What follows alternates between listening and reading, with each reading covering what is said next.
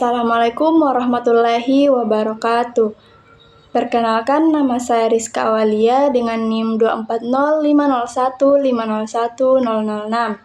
Pada kesempatan kali ini, saya akan menyampaikan materi tentang lingkungan pendidikan dalam kehidupan nyata. Coba teman-teman bayangkan, dari bangun tidur sampai tidur lagi, di mana saja kita sebenarnya belajar? Apakah hanya di kelas saja? Jawabannya tidak. Kita belajar di rumah, di jalan, dari internet, dan dari orang-orang di sekitar kita. Nah, itulah yang disebut sebagai lingkungan pendidikan. Hari ini saya akan menjelaskan tentang berbagai lingkungan pendidikan yang membentuk kita menjadi seperti sekarang ini. Pertama, apa itu lingkungan pendidikan? Sebelum kita bahas lebih dalam, kita harus paham dulu apa itu lingkungan pendidikan. Nah, lingkungan pendidikan adalah semua tempat, situasi, dan kondisi yang mempengaruhi proses belajar kita. Jadi bukan cuma ruang kelas saja, rumah kita, teman-teman kita, bahkan aplikasi seperti TikTok atau Instagram yang kita lihat setiap hari, semua itu adalah bagian dari lingkungan pendidikan. Nah, ada pertanyaan, kenapa lingkungan pendidikan ini penting? Jawabannya, karena manusia adalah makhluk yang sangat dipengaruhi oleh sekitarnya. Kalau kita dikelilingi oleh orang-orang yang rajin belajar, maka kita ikut termotivasi. Sebaliknya, kalau lingkungan kita negatif, itu bisa menghambat perkembangan kita. Para ahli pendidikan membagi lingkungan pendidikan menjadi 3 kategori besar. Yang pertama, lingkungan keluarga, pendidikan informal. Kedua, lingkungan sekolah sebagai pendidikan formal. Ketiga, lingkungan masyarakat sebagai pendidikan non-formal. Nah, pertama, lingkungan keluarga, sekolah pertama kita. Yang pertama adalah lingkungan keluarga. Ini adalah pendidikan informal. Artinya, tidak ada kurikulum resmi, tidak ada ijazah, tapi berpengaruh sangat besar bagi kehidupan kita. Nah, pertanyaannya, mengapa keluarga disebut sebagai sekolah pertama? Jawabannya, karena sejak kita lahir, orang tua kita sudah mengajarkan banyak hal. Ibu kita mengajarkan cara makan, cara berbicara, dan cara berinteraksi dengan orang lain. Dan ayah kita mungkin mengajarkan tentang tanggung jawab, kerja keras, dan kejujuran. Dan apa saja yang kita pelajari di lingkungan keluarga? Yang pertama, nilai moral dan agama. Orang tua kita pasti mengajarkan mana yang baik dan buruk, mengajak kita salat dan berdoa. Kedua, kebiasaan hidup. Nah, bangun pagi, merapikan tempat tidur, dan makan yang teratur. Ketiga, sopan santun. Mereka mengajarkan cara berbicara dengan orang yang lebih tua dan cara menghormati tamu. 4. Tanggung jawab. Nah, misalnya diberikan tugas mencuci piring atau menjaga adik kita. Kelima, manajemen keuangan. Orang tua kita mengajarkan menabung dari uang jajan. Nah, jadi keluarga ini adalah fondasi paling dasar dalam pendidikan kita. Kalau fondasinya kuat, bangunan di atasnya juga akan kuat. Lingkungan sekolah, tempat belajar terstruktur. Lingkungan kedua adalah lingkungan sekolah. Ini adalah pendidikan formal yang terstruktur dengan kurikulum, guru, dan sistem penilaian. Tapi, tunggu dulu, sekolah itu bukan hanya tentang datang di kelas dan mendengarkan penjelasan guru saja. Lingkungan sekolah itu luas cakupannya. Yang pertama, ruang kelas. Di sini kita belajar mata pelajaran akademik seperti matematika, bahasa, dan sains. Guru menyampaikan materi dan kita berdiskusi, mengerjakan tugas. Nah, ini yang paling kita kenal. 2. Perpustakaan, tempat yang mungkin diabaikan oleh segelintir orang. Padahal perpustakaan mengajarkan kita kebiasaan membaca, mencari informasi sendiri, dan belajar mandiri. Ketiga, laboratorium, baik lab IPA, komputer, ataupun bahasa. Di sini kita belajar praktik, bukan cuma teori saja. Kita jadi paham bahwa ilmu itu harus diterapkan. 4. Lapangan dan ruang olahraga. Nah, ini mengajarkan kita tentang kesehatan fisik, sportivitas, dan kerja sama tim. Pas mungkin main basket atau voli, kita belajar bahwa menang kalah itu hal yang biasa. Yang penting adalah usaha. Kelima, organisasi siswa seperti OSIS, Pramuka, PMR, dan lain-lain. Nah, ini juga penting. Di sini kita belajar public speaking, manajemen acara, dan kerja sama tim. Keenam, interaksi dengan teman sebaya.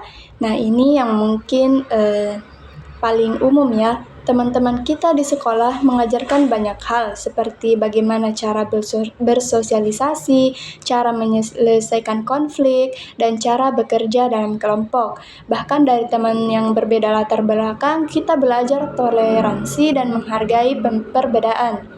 Lingkungan masyarakat sebagai sekolah kehidupan.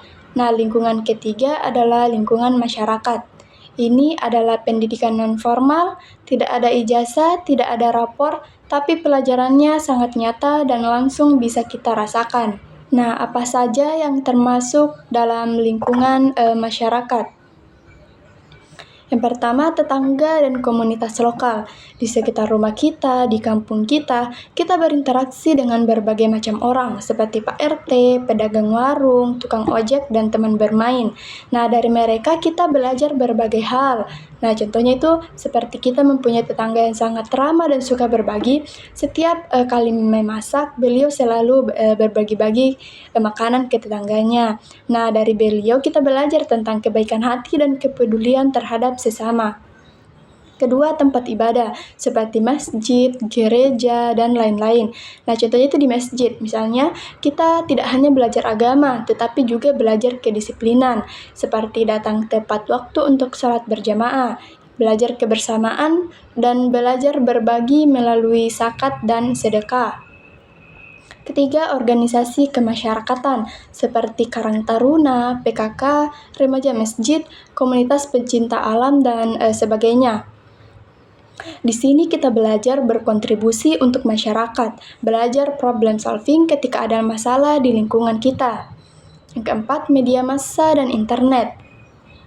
Ini lingkungan baru yang sangat kuat pengaruhnya. Dari YouTube kita bisa belajar apa saja, seperti masak, belajar bahasa asing, dan skill baru. Dari media sosial kita belajar tren, berita, dan berbagai perspektif.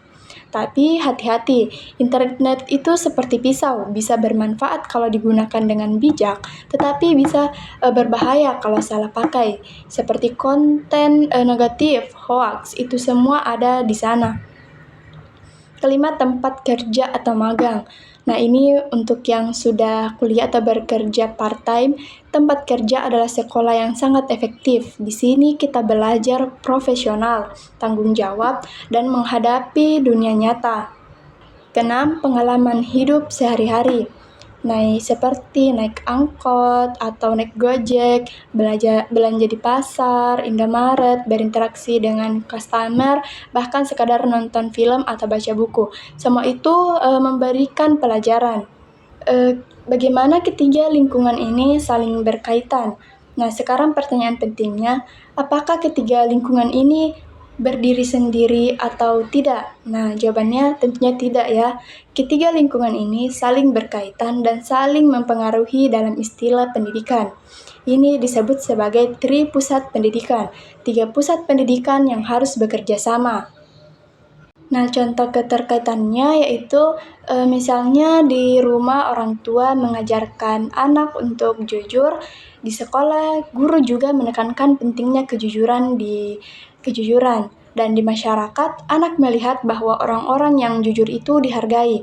Nah, karena ketiga lingkungan ini konsisten, maka nilai kejujuran akan tertanam kuat dalam diri anak-anak. Sebaliknya, kalau ada kontradiksi antara ketiga lingkungan ini, anak akan menjadi kebingungan. Misalnya, di rumah dia diajarkan jujur, tapi anak melihat orang tuanya sendiri berbohong.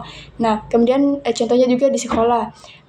diajarkan jangan menyontek, tapi teman-temannya justru bangga kalau bisa menyontek tanpa ketahuan. Contohnya di masyarakat adalah anak melihat orang yang curang justru sukses.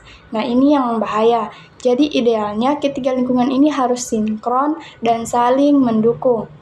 Pengaruh positif yang kita dapat dari lingkungan adalah yang pertama, anak yang dibesarkan dalam keluarga yang menghargai pendidikan cenderung berprestasi.